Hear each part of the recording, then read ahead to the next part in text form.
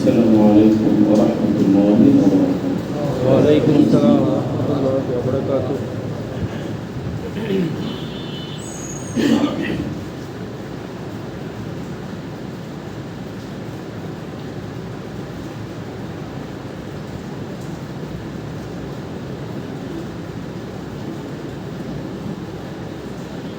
الحمد لله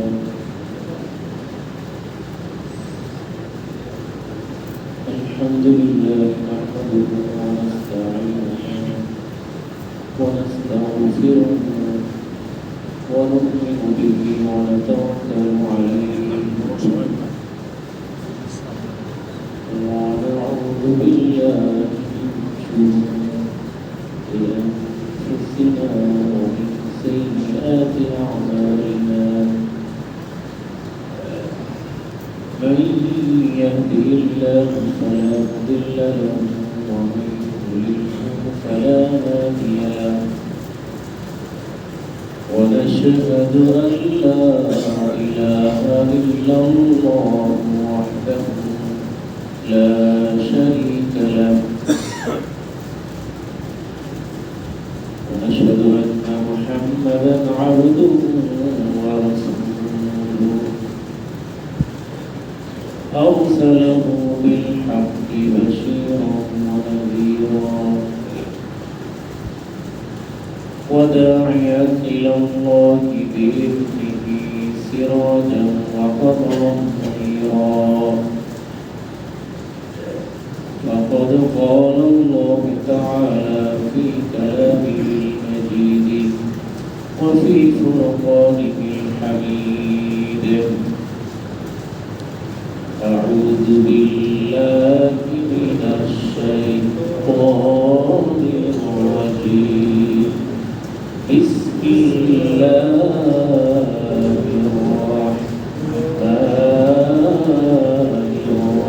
الرحيم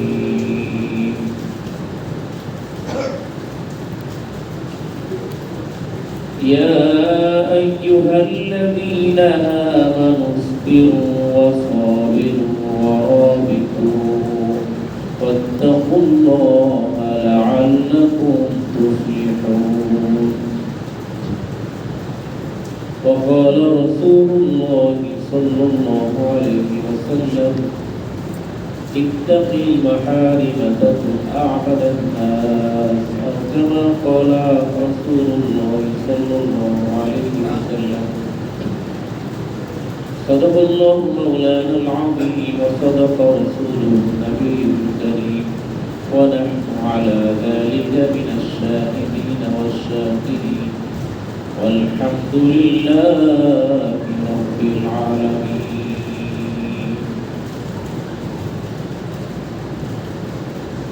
محبة الشريف الشريف اللهم صل على محمد وعلى آل محمد كما صليت على إبراهيم وعلى آل إبراهيم إنك حميد مجيد.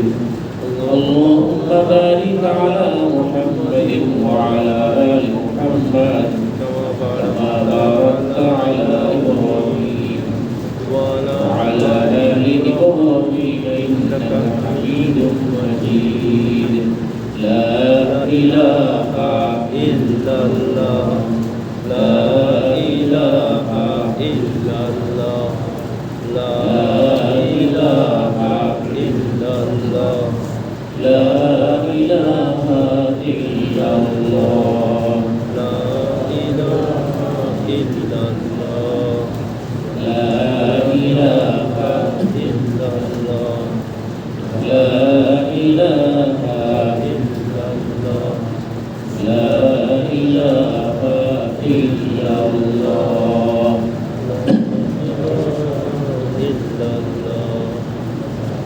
لا إله إلا الله محمد رسول الله صلى الله عليه وسلم.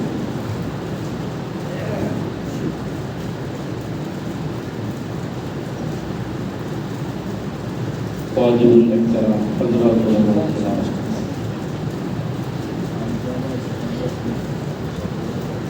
মুরব্বিয়ান ism এবং সর্বস্তরের দিনদার ইমানদার মুমিন মুসলমান ভাইসহ আল্লাহ জাল্লা জালালুহু আম্মান ওয়া আলহুর মহান দরবারে অসংখ্য অগণিত শুকরিয়া যে আল্লাহ জাল্লা জালালুহু আম্মান ওয়া আলহু বড় ভালোবেসে আল্লাহ তাআলা অপরিসীম দয়া করুণা এবং ভালোবাসায় ধন্য করে আমাদেরকে আজকের এই মহান জুমায় বরকতময় জুমায় আল্লাহ তাআলা আমাদেরকে হাজিরি দেওয়ার তৌফিক দিয়েছেন।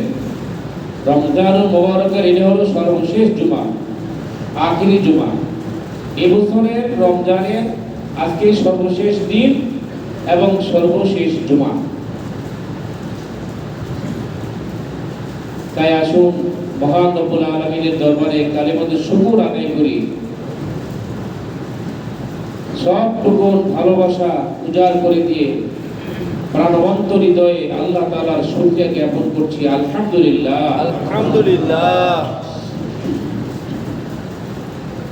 আমরা বলি রব্বানা লাকাল হামদ, রব্বানা লাকাল হামদ হামদান কাসীরান, হামদান কাসীরান তাইয়িবান, তাইয়িবান মুবারাকান ফীহি, মুবারাকান ফীহি, ইয়া রাব্বি, ইয়া রাব্বি লাকাল হামদু, লাকাল হামদু কামা ইয়ানবাগি লিজালালি ওয়াজহিকা কামা ইয়ানবাগি লিজালালি ওয়াজহিকা ওয়া আযীমি সুলতানিকা ওয়া আযীমি সুলতানিকা। দুরুদ ও সালাম আখায়ে নামদার তাজদার মদিনা মুহাম্মদুর রাসূলুল্লাহ সাল্লাল্লাহু আলাইহি ওয়াসাল্লামের মহান কদম মুবারকে যে যার উম্মত হওয়ার সৌভাগ্য আল্লাহ তাআলা আমাদেরকে দান করেছেন এবং ওনার খাতিরে আল্লাহ তাআলা এই রহমত বরকত মাগফিরাতের রমজানুল মুবারক আমাদেরকে দান করেছেন বলে আমিন আমিন। প্রিয় হাজিরিন, দেখতে দেখতে মাহে রমজানের একেবারে শেষ লক্ষ্যে আমরা পৌঁছে গেছি। বিদায় হয়ে যাচ্ছে মাহে রমজান, বিদায় হয়ে যাচ্ছে সেহরির মাস, বিদায় হয়ে যাচ্ছে ইফতারির মাস, বিদায় হয়ে যাচ্ছে আমলের মৌসুমের মাস। এখন আমাদের আত্মজিজ্ঞাসা যে রমজান মাস আমাদের কাছে আসলো, এই মেহমান, এই হাদিয়া, এই উপহার আল্লাহ তাআলা আমাদেরকে দিলেন, আমরা কি এই রহমত আল্লাহ তাআলা বর্ষণ করলেন রমজান মাসে, বৃষ্টির মতো আল্লাহ তাআলা রহমত বর্ষণ করলেন, আমরা কি সেই রহমতের হকদার হতে পেরেছি? আল্লাহ তাআলা রমজান মাসে ক্ষমা ঘোষণা করলেন। আল্লাহ বলছেন রমজান মাসে ক্ষমা অবশ্যই পাবি, আমি আবার বান্দাকে রমজান মাসে ক্ষমা করেই দিব। এত বড় সুযোগ লাভ করার পরও কি আমরা ক্ষমা প্রাপ্ত হয়েছি? আল্লাহ তাআলা অসংখ্য বান্দাকে জাহান্নাম থেকে মুক্তির ব্যবস্থা করেছেন রমজান মাসে। আমরা কি তওবার মাধ্যমে, ইস্তিগফারের মাধ্যমে, আমলের মাধ্যমে, কোরআন তেলাওয়াতের মাধ্যমে, জিকির আজকারের মাধ্যমে, তাহাজ্জুদ আদায়ের মাধ্যমে আমরা কি আল্লাহ তাআলার সেই নাজাত, জাহান্নাম থেকে মুক্তির ব্যবস্থা করতে পারলাম কিনা? এটা আমাদের আত্মজিজ্ঞাসা। সুতরাং আজকের দিন সূর্য অস্ত যাওয়ার আগ পর্যন্ত থাকবে মাহে রমজান, এরপরে মাহে রমজান আর থাকবে না। এই বছরের জন্য এটাই শেষ মাহে রমজান। এই সময়টুকু একটু সিজদার মধ্যে কাটাই, একটু নফল ইবাদতের মধ্যে কাটাই, একটু দোয়ার মধ্যে কাটাই। বিশেষ করে আসরের পর থেকে মাগরিব পর্যন্ত, ইফতার পর্যন্ত এই সময়টা কথাবার্তা বন্ধ করে দিই, দোয়ার ইহতিমাম করি, সিজদায় পড়ে কান্নাকাটি করি, রোনাজারি করি, একটু চোখের পানি ফেলি। ও আল্লাহ, রমজান আসছিল আমাদের কাছে, কিন্তু এটার হক আমরা আদায় করতে পারি নাই। যেভাবে রোজা রাখা দরকার ছিল সেইভাবে আল্লাহ রোজা রাখতে পারি নাই। আল্লাহ আমাদের সমস্ত রোজাগুলি আপনি কবুল করেন, সমস্ত আমলগুলি আপনি কবুল করেন, তারাবির নামাজগুলি কবুল করেন, আমাদের আমল নামা থেকে গুনাহগুলি আপনি একেবারে ডিলিট করে দেন, মুছে দেন। আমরা তওবা করছি আল্লাহ, এইভাবে আসর থেকে মাগরিব পর্যন্ত এই সময়টা বিশেষ করে ইহতিমাম করি। বিশেষ করে আজকে জুমার দিন, আজকের দোয়া আল্লাহ তাআলা ফেরত দিবেন না ইনশাআল্লাহ। আবহাওয়া প্রতিকূল ছিল, আলহামদুলিল্লাহ আবহাওয়া এখন সুন্দর হয়ে গেছে, বৃষ্টি নাই। আল্লাহ তাআলা সুযোগ করে দিয়েছেন তার বান্দাদেরকে তার ঘরে আসার জন্য। এই যে আল্লাহ তাআলা দীর্ঘ একটি মাস আমাদেরকে সিয়াম দান করলেন, আমরা সিয়াম পালন করলাম। আসলে রহমতের দিনগুলো কিভাবে চলে গেল আমরা বুঝতেও পারি না, কি বলে ঠিক কিনা? ইমানদার বান্দাদের কাছ থেকে এই সময়গুলো কিভাবে চলে যায় ইমানদার বুঝতেই পারে না। আল্লাহ তাআলা তো বলেছেন আইয়ামা মাদুদা, রমজান দিয়েছি, বেশি সময়ের জন্য রমজান দেই নাই, লম্বা সময়ের জন্য 6 মাস 5 মাসের জন্য রমজান দেই নাই, 1 মাস দিয়েছি। কিন্তু ইমানদার যদি হিম্মত করে রমজানের রোজা পালন করা শুরু করে, কিভাবে শেষ হয়ে যাবে সে বুঝতেই পারবে না। আর যারা হিম্মত করে নাই, যারা এটাকে অনেক কষ্টের মনে করেছে, রমজানের রোজা রাখা যারা এটাকে কি মনে করেছে ভাই? অনেক কষ্টের কাজ যারা মনে করেছে, যারা রোজা পালন করে নাই, খাসিরাত দুনিয়া ওয়াল আখিরা, তাদের আখিরাত তো বরবাদ তো হবেই, দুনিয়াও বরবাদ, আখিরাতও বরবাদ। তাদের জন্য আল্লাহর নবী ভীষণ দুঃসংবাদ দিয়েছেন। আচ্ছা বলেন তো, তাদের জন্য আফসোস ছাড়া আর কিছুই না। এই যে আমরা রোজা রাখলাম, রোজা রাখার কারণে কি আমরা মরে গেছি, অসুস্থ হয়ে গেছি? আরো আপনি টেস্ট করে দেখেন, রমজানের পূর্বে আপনার স্বাস্থ্যের কন্ডিশন যা ছিল, রমজানের এই শেষ লগ্নে যদি আপনি মেডিকেল টেস্ট করেন, দেখা যাবে আপনার স্বাস্থ্যের কন্ডিশন আরো অনেক ভালো হয়েছে, কি বলেন ঠিক কিনা? সেদিন আমাদের এই যে আমাদের মসজিদের কালকেই তো মসজিদের সম্মানিত সভাপতি আল্লাহ সেলিম মরুল সাহেবকে জিজ্ঞেস করলাম, আপনি কেমন আছেন? অনেক ভালো আছেন। আপনি কি রোজা রাখতে পেরেছেন সবগুলি? উনি জবাব দিলেন, প্রত্যেকটা রোজা আমি রেখেছি শুরু থেকে এই পর্যন্ত, অথচ উনি ভীষণ অসুস্থ, ওনার শরীর কাঁপে, ভালো করে হাঁটতে পারে না। সেই মানুষটাও বললেন যে রমজানের চাইতে আমি অন্যান্য সময়ের চাইতে রমজান মাসে আমি অনেক ভালো আছি, আলহামদুলিল্লাহ। তো রমজানে আল্লাহ তাআলা বান্দাকে তার সব সমস্যাগুলি আল্লাহ দূর করে দেন, তাকে সুস্থ রাখেন, অসুখ থেকে আল্লাহ তাআলা তাকে মুক্ত করেন, গুনাহ থেকে আল্লাহ তাআলা তাকে অব্যাহতি দান করেন। এই নিয়ামত আল্লাহ তাআলা আমাদেরকে দান করেছেন বলে আলহামদুলিল্লাহ, আলহামদুলিল্লাহ। প্রিয় হাজিরিন, অনেকে জোয়ান বয়স যুবক মানুষ রোজা রাখতে পারে না, কয় এই সমস্যা ওই সমস্যা। যারা রোজা রাখার অভ্যাস করে নাই, রোজা না রেখে তারা দুনিয়া থেকে বিদায় হয়ে গেছে, জীবনে কোনোদিন একটা রোজাও রাখতে পারেনি, তাদের কপালে এই রহমতের দিনগুলো তাদের কপালে আল্লাহ তাআলা দেন নাই। আল্লাহ তাআলা আমাকে দিয়েছেন, আপনাকে দিয়েছেন, আলহামদুলিল্লাহ বলি। আলহামদুলিল্লাহ। প্রিয় হাজিরিন, যে কোনো আমলের ক্ষেত্রে দুইটা কাজ করা উচিত, এটা নবীর সুন্নাত। একটি হলো শুকরিয়া, আরেকটি হলো ইস্তিগফার। শুকরিয়া আদায় করব এই জন্য যে অসংখ্য বান্দাদের থেকে বাছাই করে আল্লাহ তাআলা আমাদেরকে এই মাহে রমজানের নেক আমল করার তৌফিক দিয়েছেন। বিশেষ করে আজকে জুমাতুল বিদা, আজকের এই মাহে রমজানে এটা হলো শেষ জুমা। আমরা যখন এখানে আল্লাহ তাআলার ঘরে আল্লাহর মেহমান হয়ে আমরা এসেছি, এই সময়ও অনেকে দেখবেন আমরা এখানে যারা আছি এর চেয়ে বহুগুণ বেশি যারা মার্কেটে ঘোরাঘুরি করতেছে, কেনাকাটায় ব্যস্ত আছে। আমরা যারা এখানে আল্লাহ তাআলার সর্বশ্রেষ্ঠ ঘর, দুনিয়ার সর্বশ্রেষ্ঠ জায়গায় মসজিদে আমরা উপস্থিত হলাম, এই সময়ও এমন আল্লাহর অনেক বান্দা আছে যাদের কপালে আখিরি জুমা নাই, যারা এখনো কেনাকাটায় ব্যস্ত আছে, মার্কেটে ঘোরাঘুরি করতেছে। তাদের সংখ্যা কি আমাদের চাইতে কম না বেশি? বেশি না, অনেক বেশি হবে। এই জন্য আল্লাহ তাআলার কাছে আমরা শুকরিয়া আদায় করি যে আল্লাহ তাআলা এই নিয়ামত আমাদেরকে দান করেছেন, আলহামদুলিল্লাহ। আলহামদুলিল্লাহ। এই জন্য শুকরিয়া। হাসান বসরি অনেক বড় আল্লাহ তাআলার ওলি ছিলেন। হযরত হাসান বসরি রাহমাতুল্লাহ আলাইহি তাহাজ্জুদের সময় যাচ্ছিলেন এক জায়গায়, প্রতিমধ্যে দেখলেন ওনার কানে আওয়াজ আসলো যে একজন আল্লাহর নেক বান্দি, একজন মহিলা, সে তাহাজ্জুদের নামাজে দোয়া করতেছে যে আল্লাহ, আপনি যে আমাকে ভালোবাসেন, এই ভালোবাসাটা এলাকার সমস্ত মানুষের মধ্যে বন্টন করে দেন।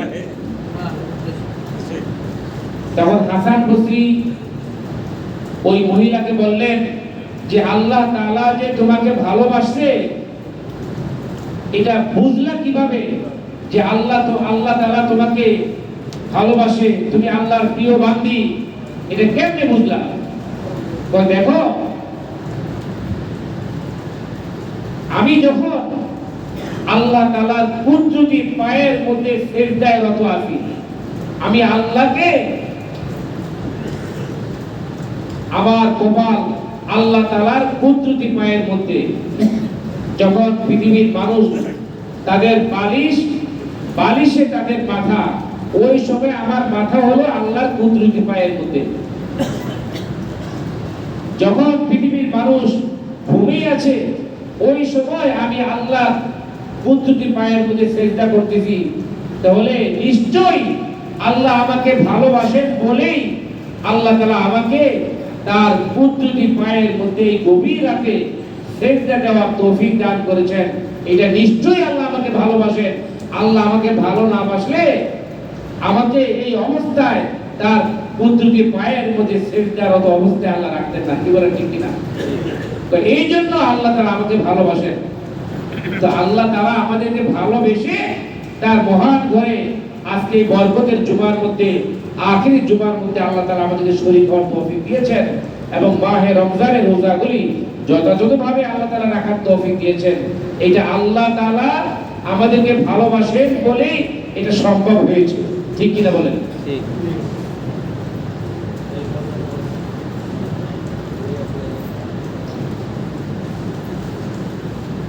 প্রিয় হাজিরিন, আল্লাহ তাআলা এই মাসে আমাদেরকে যে আমলগুলি আমরা করলাম, সিয়াম পালন করলাম, তারাবি নামাজ আদায় করলাম, তাহাজ্জুদের নামাজ আমরা আদায় করলাম, কোরআন পাকের তেলাওয়াত করলাম, কোরআন খতম করলাম, দান সদকা করলাম,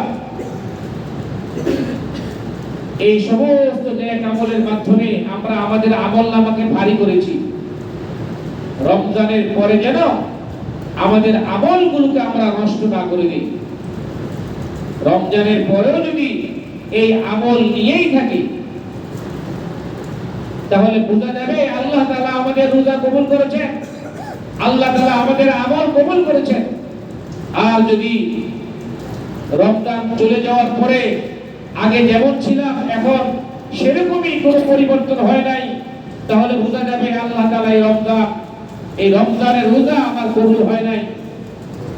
সুতরাং বাকি 11 মাস আরেকটা রমজান আসার আগ পর্যন্ত এই রমজানের আমল নিয়েই আমাদেরকে থাকতে হবে।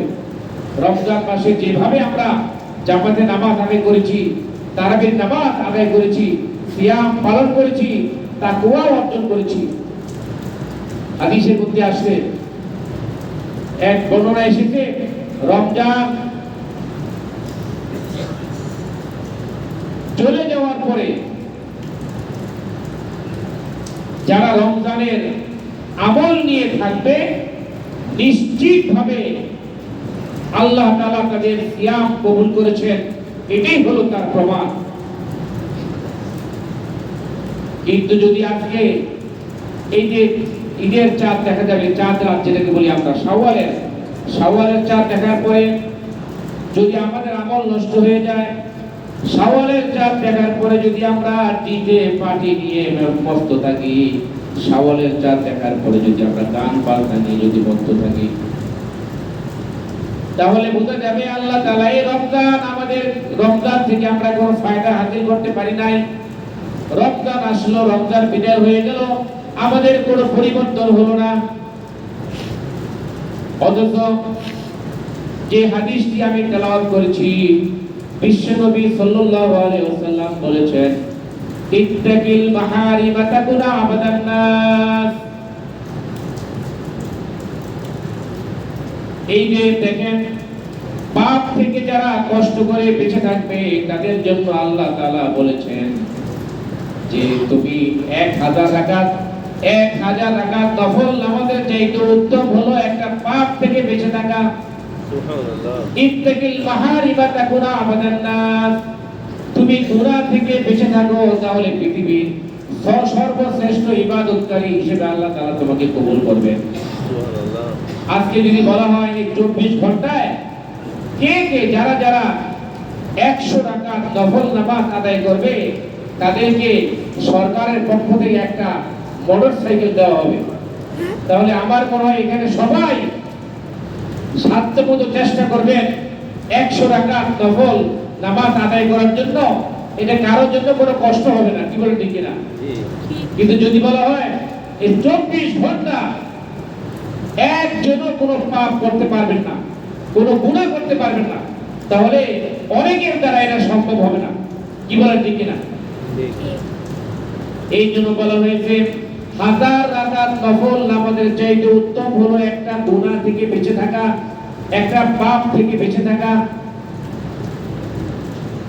এই যে 1 মাস ব্যাপী আপনি নজরের হেফাজত করলেন, 1 মাস ব্যাপী আপনি কান দিয়ে গুনাহ শুনলেন না, গান শুনলেন না, মুখ দিয়ে মিথ্যা কথা বললেন না, গীবত করলেন না, সমস্ত গুনাহ থেকে আপনি বেঁচে থাকলেন।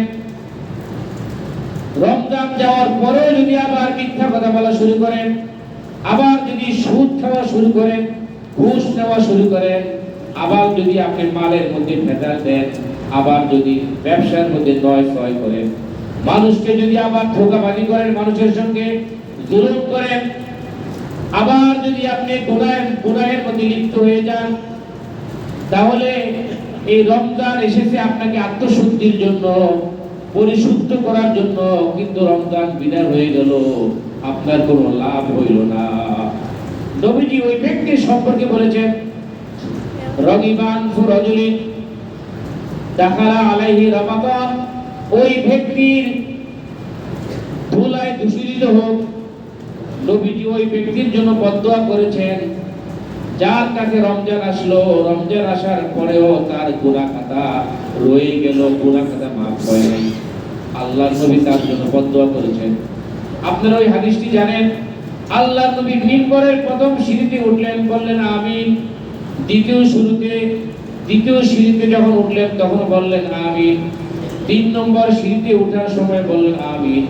সাহাবায়ে কেরামগণ জিজ্ঞেস করলেন, ইয়া রাসূলুল্লাহ, আজকে এমন কিছু জিনিস আপনার থেকে আমরা দেখলাম, ইতিপূর্বে আমরা দেখি নাই। এমন কখনো আপনি আমিন আমিন 3 বার বলেন নাই। আজকে প্রথম সিঁড়িতে ওঠার সময় আপনি আমিন বলেছেন, দ্বিতীয় সিঁড়িতে ওঠার সময় আমিন বলেছেন, তৃতীয় সিঁড়িতে ওঠার সময় আপনি আমিন বলেছেন, কারণ কি? তখন নবী বললেন, দেখো, এই মাত্র হযরত জিবরাইল আলাইহিস সালাম আমার কাছে আগমন করলেন। জিবরাইল আলাইহিস সালাম এসে বললেন, ইয়া রাসূলুল্লাহ, আপনার উম্মতের মধ্যে আমি যখন প্রথম সিঁড়িতে পা রাখলাম তখন জিবরাইল বললেন, ইয়া রাসূলুল্লাহ, ইয়া হাবিবাল্লাহ, আপনার উম্মতের মধ্যে যারা আমার নাম শুনলো, আপনার নাম যারা শুনলো, মুহাম্মদ নবীজির নাম শোনার পরে কি বলতে হয়? সাল্লাল্লাহু আলাইহি ওয়াসাল্লাম দুরূদ শরীফ বলতে হয়। আপনার উম্মতের মধ্যে যারা আপনার নাম মোবারক শুনলো, নাম শোনার পরও যারা আপনার নামের প্রতি সুবিচার করতে পারলো না, যারা দুরূদ শরীফ পড়লো না, তারা যেন হালাক হয়ে যায়। আমি বললাম আমিন। আবার যখন মিম্বরে দ্বিতীয় সিঁড়িতে আমি পা রাখলাম, জিবরাইল আলাইহিস সালাম বললেন, ইয়া রাসূলুল্লাহ, যে সমস্ত ব্যক্তিরা তাদের জীবদ্দশায় তাদের বাবা মা উভয়কে পেল অথবা একজনকে পেল তার জীবদ্দশায়, বাবা মাকে পাওয়ার পরেও যারা বাবা মার খেদমত করে জান্নাত লাভ করতে পারলো না, তারা যেন হালাক হয়ে যায়। আমি বললাম আমিন। আবার আমি যখন মিম্বরের 3 নম্বর সিঁড়িতে পা রাখলাম। জিবরাইল আলাইহিস সালাম বললেন, ইয়া রাসূলুল্লাহ, আপনার উম্মতের মধ্যে যারা রমজান মাস পাইল, এত রহমত বরকত মাগফিরাতের মাস পাওয়ার পরেও যে রমজান মাসে আল্লাহ বান্দাকে maaf করে দেন, রমজান মাসে আল্লাহ বান্দার তওবা কবুল করেন, রমজান মাসে আল্লাহ তাআলা বান্দাকে maaf করার জন্য ডাকতে থাকেন। এত বড় সুযোগ পাওয়ার পরেও যাদের আমলনামার মধ্যে গুনাহ রয়ে গেল, যারা রমজান মাস পাওয়ার পরেও গুনাহ maaf করাইতে পারলো না, তারা যেন বরবাদ হয়ে যায়, হালাক হয়ে যায়। নবীজি বললেন, আমি বললাম আমিন। তার মানে দোয়া কবুল হয়ে যাবে। এই জন্য রমজান মাস আল্লাহ তাআলা আমাদেরকে নিয়ামত হিসেবে দান করেছেন।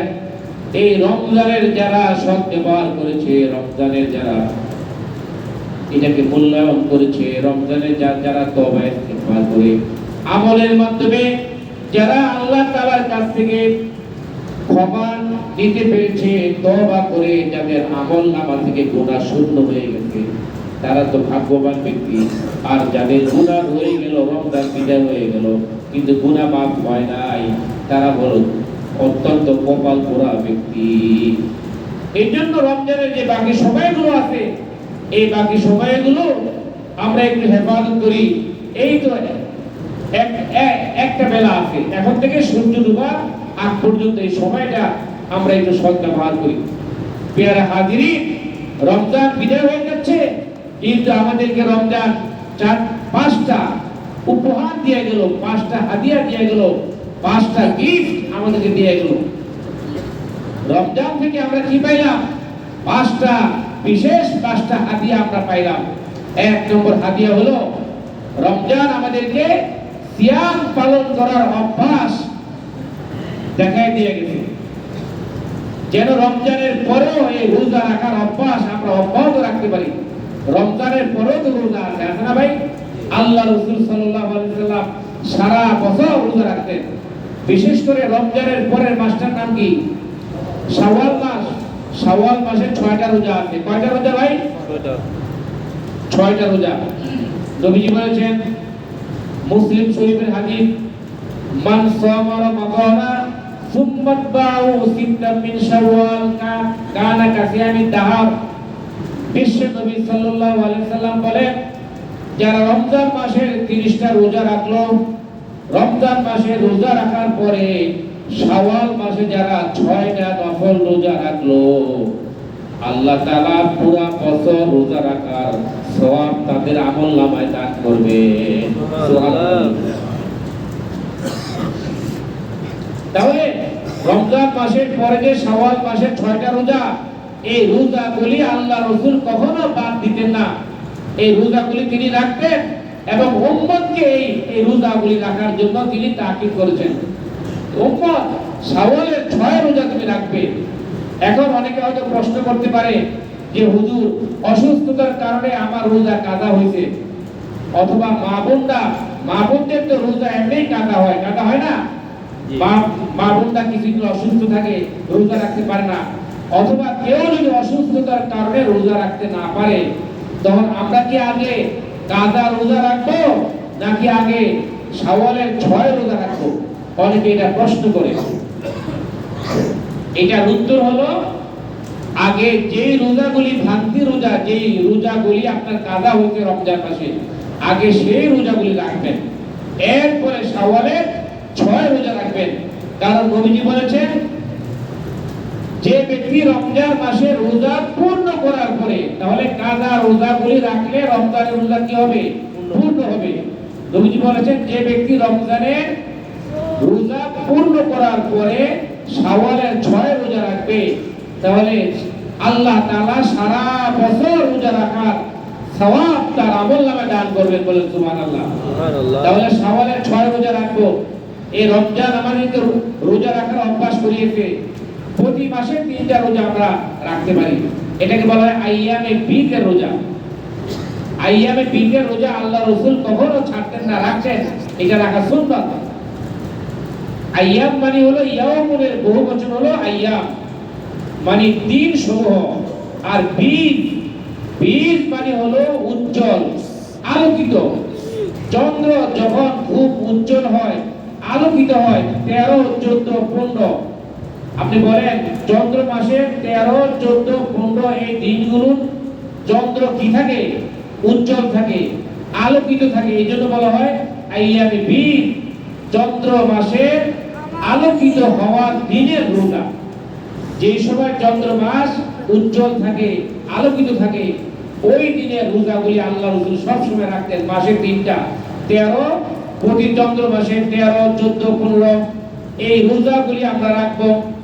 এরপরে সপ্তাহে 2টা রোজা। সপ্তাহে 2টা রোজা আছে না ভাই? সোমবার এবং বৃহস্পতিবার। আল্লাহ রাসূল সোমবারও রাখতেন, বৃহস্পতিবারও রাখতেন।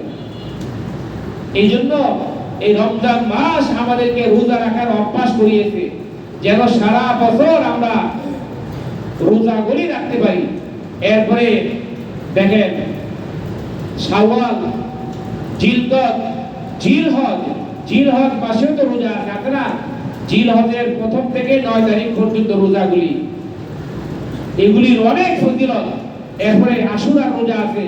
সারা বছর যে নফল রোজাগুলি আছে, সুন্নত রোজাগুলি আছে, এই রোজাগুলি আমরা রাখবো। তাহলে এই রমজান রোজা রাখার অভ্যাস আমাদেরকে করিয়ে দিল, যেন সারা বছর আমরা রোজা রাখতে পারি। 2 নম্বর, রমজান আমাদেরকে শিক্ষা দিল কিয়াম করা। আমরা প্রত্যেকেই তো কম বেশি সাহারের সময় তাহাজ্জুদ নামাজ আদায় করেছি না ভাই? 2 রাকাত, 4 রাকাত, 8 রাকাত আমরা সবাই তাহাজ্জুদ নামাজ আদায় করার জন্য চেষ্টা করেছি। আর এটা কত ফজিলতের নামাজ! এই নামাজটা যেন রমজানের পরেও আমরা অব্যাহত রাখতে পারি। এই যে আপনি ভোরবেলা উঠলেন, রাতে 3টা বাজে উঠলেন, 3:30 বাজে উঠলেন, উঠে আপনি আগে তাহাজ্জুদ পড়লেন, পরে সাহারি খেলেন, এই অভ্যাসটা যেন সারা বছর আপনার থাকে। তাহলে আল্লাহ তাআলা যে কি মর্যাদা আপনাকে দান করবেন, জাহান্নামের আগুন আপনাকে স্পর্শ করতে পারবে না, যদি এই অভ্যাসটা রমজানের পরেও যদি আপনি রাখেন। আল্লাহ তাআলা তৌফিক দিন বলে আমিন। আমিন। রমজান মাসে যেভাবে আমরা 5 ওয়াক্ত নামাজ জামাতে আদায় করেছি, কি বলেন? রমজান মাসে জামাতে আমরা নামাজ আদায় করার চেষ্টা করেছি সবাই। রমজানের পরেও যেন আমরা জামাতে নামাজ আদায় করতে পারি, তাকবীরে উলা নামাজ আদায় করতে পারি, এই চেষ্টা আমাদের করতে হবে। রমজানের পরও নামাজ পড়া, নফল নামাজ পড়ার অভ্যাস করতে হবে। আওয়াবিনের নামাজ, আওয়াবিনের নামাজ পড়ার অভ্যাস করেন। এরপরে ইশরাকের নামাজ পড়ার অভ্যাস করেন, তাহাজ্জুদের নামাজ পড়ার অভ্যাস করেন, বেশি বেশি নফল নামাজ পড়ার অভ্যাস করেন। রমজান থেকে বেশি বেশি নফল নামাজ পড়ার এই তালিমে শিক্ষা আমরা লাভ করেছি। বলেন সুবহানাল্লাহ। সুবহানাল্লাহ। রমজান আর কি শিখায়? 1 নম্বর বললাম হলো সিয়াম, রোজা রাখার অভ্যাস আমাদেরকে রমজান থেকে আমরা শিখতে পারি। 2 নম্বর নফল নামাজ পড়ার, তাহাজ্জুদ নামাজ পড়ার অভ্যাস রমজান থেকে আমরা শিখতে পারি। 3 নম্বর, রমজান মাসে আমরা কম বেশি যারা তেলাওয়াত করতে জানি, কোরআন পড়তে জানি, কম বেশি সবাই আমরা কোরআন তেলাওয়াত করেছি, অনেকে আমরা কোরআন খতম করেছি। রমজানের পরেও যদি এই অভ্যাসটা থাকে, নাকি রমজানের পরে এই কোরআন শরীফটাকে ভালো করে গিলাফের মধ্যে আটকিয়ে এটা আলমারিতে রেখে দিবেন আর খুলবেন না, এরকম হবে? প্রতিদিন কোরআন তেলাওয়াত করবেন। এই রমজান থেকে আমরা কোরআন তেলাওয়াতের শিক্ষা পাই।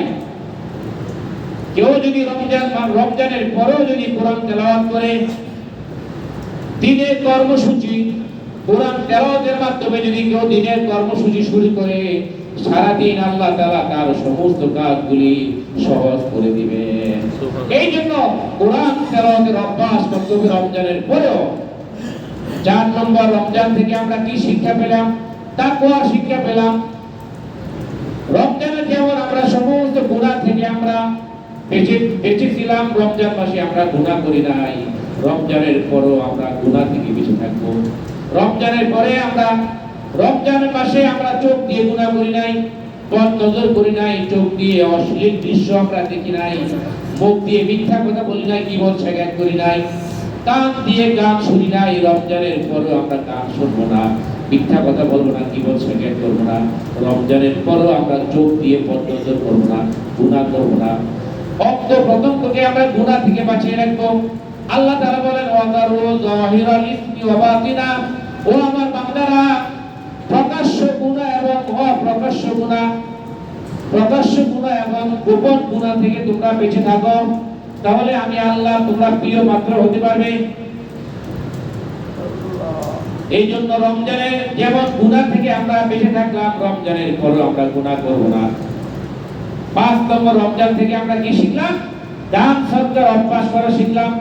রমজানে যেভাবে আমরা দান সদকা করেছি, রমজানের পরেও এই সারা বছর এই দান সদকা আমরা অব্যাহত রাখবো ইনশাআল্লাহ। বলি ইনশাআল্লাহ। দান করলে আপনার সম্পদ কমে যাবে না।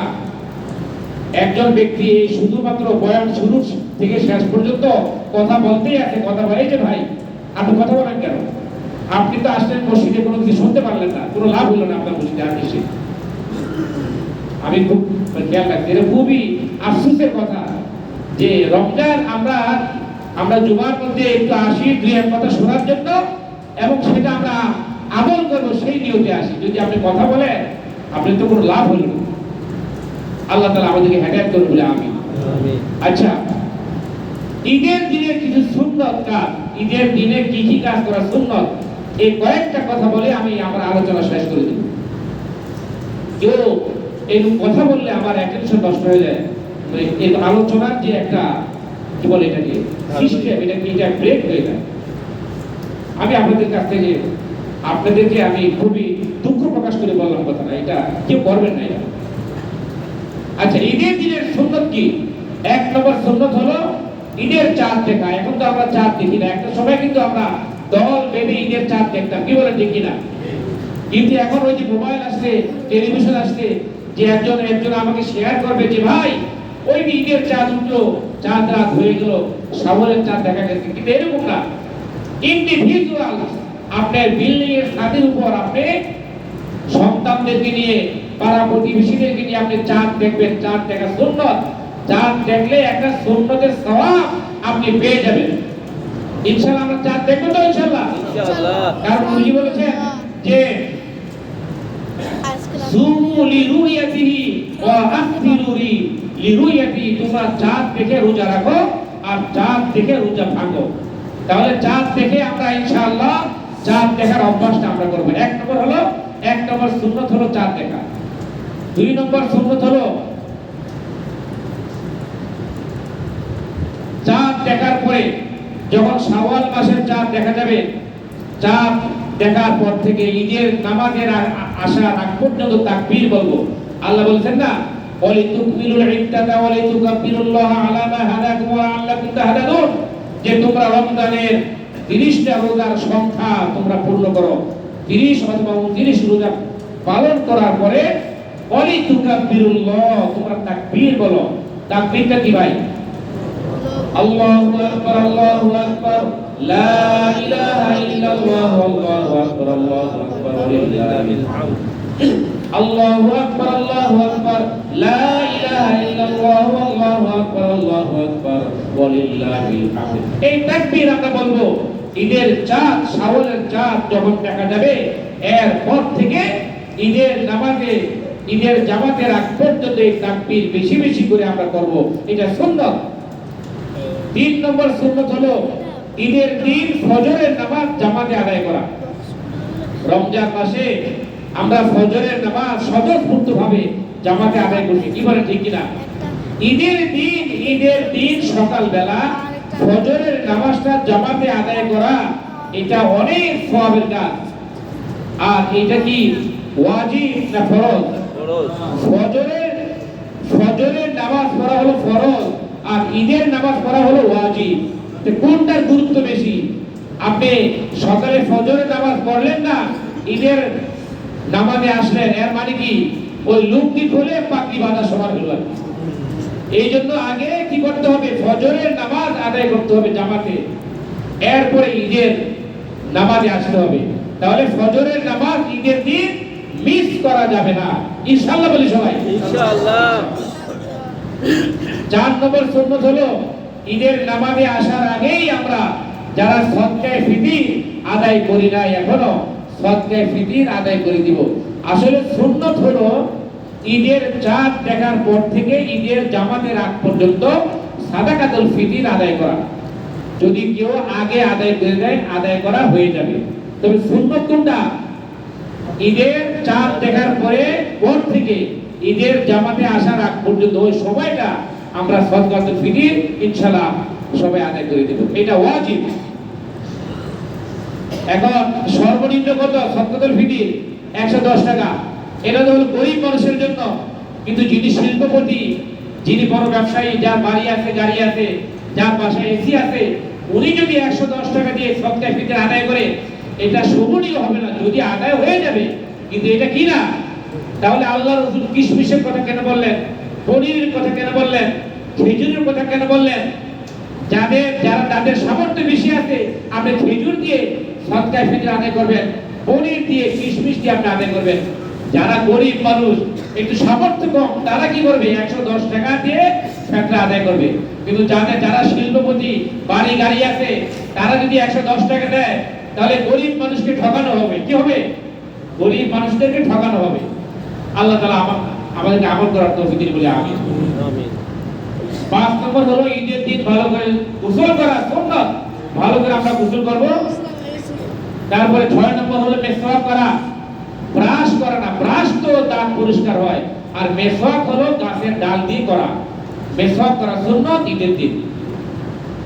এরপরে 7 নম্বর সুন্নাত হলো সুন্দর পোশাক পরে আমরা ঈদের জামাতে আসব।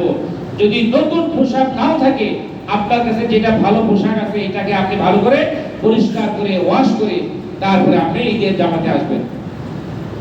8 নম্বর সুন্নাত হলো সুগন্ধি ব্যবহার করা, আতর অথবা পারফিউম ব্যবহার করা। আতর ব্যবহার করা সুন্নাত। আল্লাহ নবী বলেন, আমার কাছে 3টা জিনিস বেশি প্রিয়। একটা হলো সুগন্ধি, একটা হলো নামাজ, আর একটা হলো সতী নারী। সব নারী না, কোন নারী? সতী নারী। সতী নারী, সুগন্ধি এবং নামাজ আমার নবীর কাছে বেশি প্রিয়। নবীজি সব সময় সুগন্ধি ব্যবহার করতেন। এই জন্য ঈদের নামাজে আসার আগে সুগন্ধি আতর লাগিয়ে আসবে ইনশাআল্লাহ, বলি সবাই ইনশাআল্লাহ। এরপরে 9 নম্বর সুন্নাত হলো ঈদুল ফিতরের নামাজে আসার আগে আমরা নাস্তা করে আসবো। কিছু মিষ্টি খাবো অথবা আমরা খেজুর খাবো। আল্লাহ রাসূল খেজুর খেয়ে আসতেন, বেজুর সংখ্যার খেজুর, হয় 3টা, না হয় 5টা, না হয় 1টা। বেজুর সংখ্যার খেজুর তিনি খেয়ে ঈদের জামাতে আসতেন। তাহলে আমরা ঈদের জামাতে নাস্তা করে আসবো অথবা খেজুর খেয়ে আসবো ইনশাআল্লাহ। ইনশাআল্লাহ। 10 নম্বর সুন্নাত হলো পায়ে হেঁটে ঈদের জামাতে আসা। পায়ে হেঁটে। কেউ যদি গাড়িতে করে আসে, গাড়িতে করে এটাও আদায় হয়ে যাবে, কোনো সমস্যা নাই। তবে পায়ে হেঁটে ঈদের জামাতে আসলে সওয়াব বেশি। প্রতি কদমে কদমে আল্লাহ তাআলা আপনাকে নেকি দান করবেন, সুবহানাল্লাহ। সুবহানাল্লাহ। ঈদের জামাতে পায়ে হেঁটে আসা কি সুন্নাত। 11 নম্বর সুন্নাত হলো এক রাস্তা দিয়ে আসবেন, আরেক রাস্তা দিয়ে যাবেন। আর যদি রাস্তা একটাই থাকে, তাহলে আপনি কি করবেন? তাহলে এক রাস্তা দিয়ে আসতে হবে, এক রাস্তা দিয়ে যেতে হবে। যদি বিকল্প রাস্তা থাকে, তাহলে সুন্নাত হলো এক রাস্তা দিয়ে ঈদের জামাতে যাবেন, অন্য রাস্তা দিয়ে ঈদের এরকম বাসায় আসবেন। 12 নম্বর সুন্নাত হলো ঈদের দিন, ঈদের নামাজের পরে যে খুতবা হয় না, খুতবা শোনা মনোযোগ দিয়ে সুন্নাত। অনেকে খুতবার সময় চলে যায়, খুতবার সময় কেউ যাবেন না, খুতবা মনোযোগ দিয়ে শুনবেন, এটা সুন্নাত। 13 নম্বর সুন্নাত হলো আমরা ঈদের এক একজনের সাথে ঈদের শুভেচ্ছা জানাবো। কি বলে জানাবো? তাকাব্বালাল্লাহু মিন্না ওয়া মিনকুম। এই জিনিসটা আপনি শিখবেন, এটা মুখস্থ রাখবেন। এটা নবীজি এইভাবে ঈদের শুভেচ্ছা বিনিময় করতেন। তাকাব্বালাল্লাহু মিন্না ওয়া মিনকুম, তাকাব্বালাল্লাহু মিন্না ওয়া মিনকুম। যদি কেউ না পারে ঈদ মোবারক বলবেন, কোনো অসুবিধা নাই। আল্লাহ তাআলা আমাদেরকে ঈদের সুন্নতগুলি যথাযথভাবে পালন করার তৌফিক দান করুন। এবং রমজান থেকে আমরা যে তাকওয়া শিখলাম, কোরআন তেলাওয়াত শিখলাম, জামাতে নামাজ আদায় করা শিখলাম, আমরা যে রমজান মাসে রোজা রাখার অভ্যাসটা শিখলাম, আমরা তাহাজ্জুদ নামাজ পড়ার অভ্যাস শিখলাম, বাকি 11 মাস এই অভ্যাসগুলো যেন আমাদের মধ্যে থাকে, আল্লাহ তাআলা তৌফিক দিন। আল্লাহ তাআলা আমাদের গুনাহ খাতা মাফ করবেন বলে আমিন। আমিন। আজকে আসরের পর থেকে মাগরিব পর্যন্ত সিজদায় পড়ে থাকবেন, কারণ নবীজি বলেছেন যে রমজান পেল কিন্তু তার গুনাহ মাফ হয় নাই, রমজান বিদায় হয়ে গেছে এরপরে তার গুনাহ মাফ হয় নাই, সে যেন হালাক হয়ে যায়, ধ্বংস হয়ে যায়। এই জন্য আল্লাহর কাছ থেকে আজকে তওবা করে গুনাহ মাফ চেয়ে নিব। আসরের পর থেকে মাগরিব পর্যন্ত কারোর সাথে বেশি কথা বলবো না, সিজদায় পড়ে থাকবো অথবা মুনাজাত করব, ও আল্লাহ আপনি রহমান, আপনি রহিম, আপনার রহমান রহিম নামের উসিলায় আল্লাহ আপনি আমাকে মাফ করে দেন। আমার গুনার পাহাড় পরিমাণ গুনাহ নিয়ে আপনার কাছে আসছি, আল্লাহ আপনি আমাকে মাফ করে দেন। আল্লাহর কাছে আমরা তওবা করব। আর আমাদের মসজিদে ঈদুল ফিতরের দুইটা জামাত হবে। প্রথম জামাত সকাল 8টায়। প্রথম জামাত কয়টা নাই? প্রথম জামাত সকাল 8টায়, দ্বিতীয় জামাত সকাল 9টায়। আল্লাহ তাআলা যে কথাগুলি আমরা শুনলাম এবং বললাম আমাদের সবাইকে আমল করার তৌফিক দিন, আমরা বলি আমিন। ওয়া আখিরু দাওয়ানা আলহামদুলিল্লাহি রাব্বিল আলামিন। আমরা 4 রাকাত কাবলার জন্য সুন্নাত পড়ব, 4 রাকাত কাবলার জন্য সুন্নাত পড়ব। আগামীকাল ফজরের জামাত হবে 5:35 মিনিটে। আগামীকাল ফজরের জামাত শুরু হবে 5:35 ইনশাআল্লাহ।